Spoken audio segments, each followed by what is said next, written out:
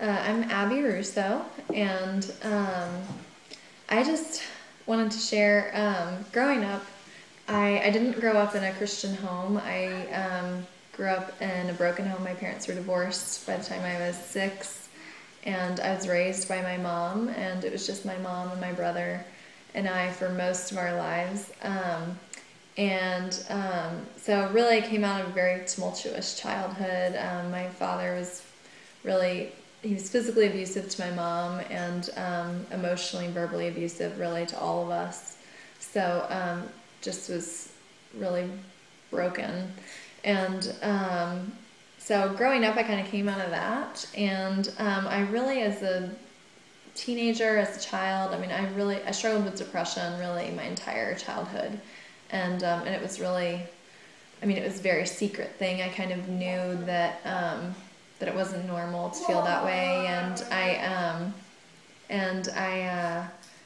I think if I had seen a counselor or told someone about it, I definitely would have been diagnosed with childhood depression. But so kind of carrying that into my adolescence, I really just feel like I sought out satisfaction or some kind of sense of normalcy or peace in anything I could find. So I really, as a teenager, I went from relationship to relationship to relationship, on and on and on and on, and did drugs and drank a lot and partied. And the crazy thing is I managed to stay a straight A student, but honestly that was kind of a curse, because that meant that no one ever questioned my life or my choices, and I wish they had. I wish someone had noticed and kind of stepped in to help. And but really it all kind of culminated my senior year of high school. I had been in a relationship with a guy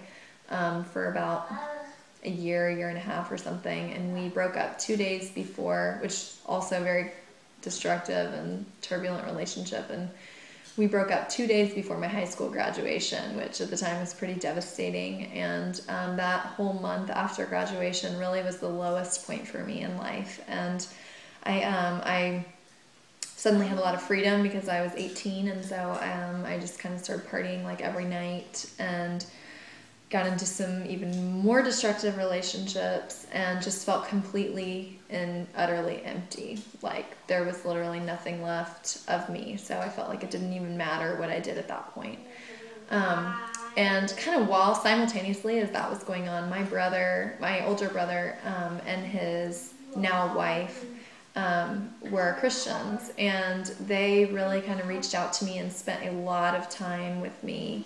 And my now sister-in-law really spent a lot of time. She had been through a lot of the stuff I had gone through, and so she spent a lot of time talking to me and convinced me to come to church with her one time. And the message was about heart problems. And those heart problems, the pastor was talking about things that we consider to be heart problems, but really they're just symptoms of the problem.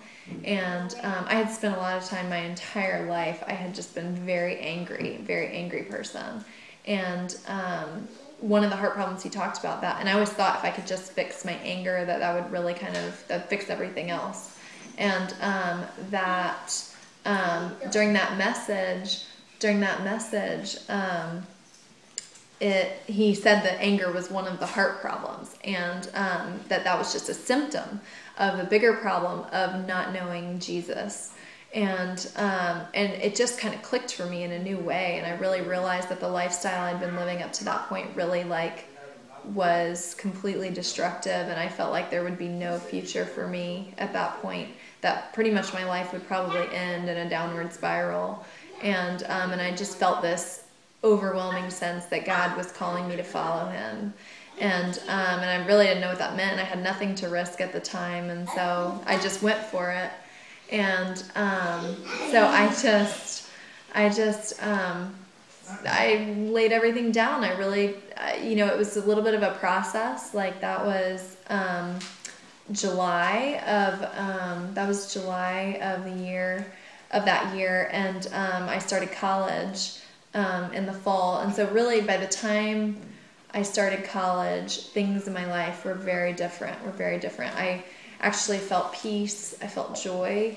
I had this supernatural ability to kind of resist the things that I had sought, like drinking and just relationships. I really looked to relationships to be the defining factor about me all that time. And really, I just kind of had this newfound sense of wholeness in a way that I had never felt before. And really that, I just literally, I remember just sitting at work one day, and after I'd kind of begun this journey and really started digging into God's word, and I remember sitting at work, and I was just sitting at the computer working, and I just felt like I could not get God off of my mind, to the point where I literally was just sitting there, and I just was so overwhelmed by what Jesus had done for me by sacrificing himself, that I literally just had to put my pencil down, stop typing, and I just sat there stunned. And really that is kind of the place that I try to live from now.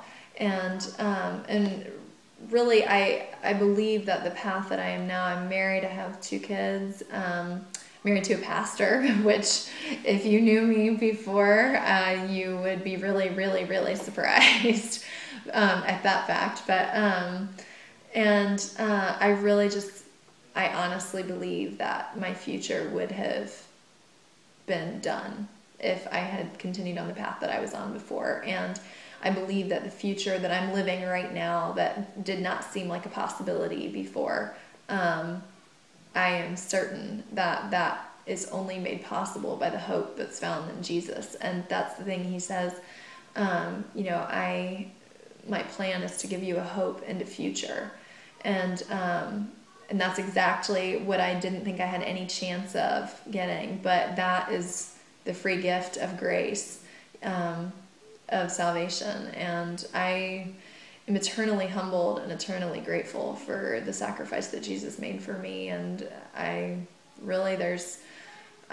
grateful for where I am today. I live every day out of that gratitude. And that's my story.